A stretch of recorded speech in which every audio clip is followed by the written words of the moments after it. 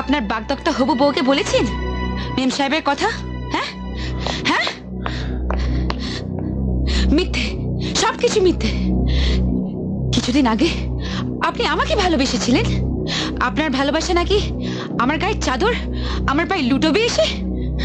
আপনি নাকি টিঙ্গাকে ছাড়া থাকতে পারবেন না।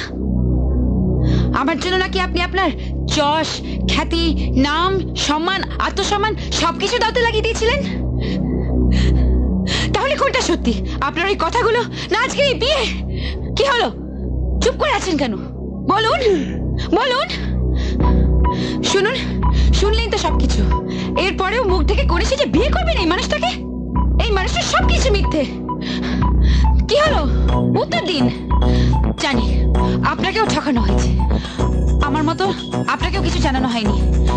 শুধু আমি চাই না আপনিও আমার মতো কষ্ট পান। আমি এই মানুষটার সঙ্গে ঘর করেছি, তাই এত কষ্ট পাচ্ছি। শুনুন, আপনার কিন্তু এখনো সময় আছে। প্লিজ বেরিয়ে এসে কথা বলুন। প্লিজ কথা বলুন, আমার কথা শুনুন, কথা বলুন। আরে আপনি এখনো এখানে থাকবেন? হ্যাঁ শুনুন, শুনুন আমার কথা। আরে আরে শুনুন, আরে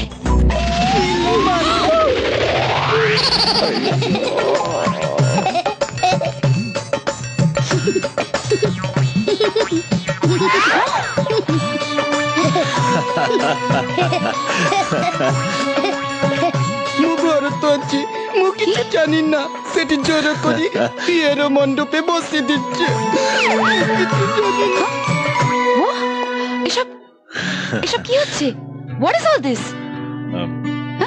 মেম সাহেব, এই সব কিছু করা হয়েছে শুধু তোমার জন্য। হ্যাঁ,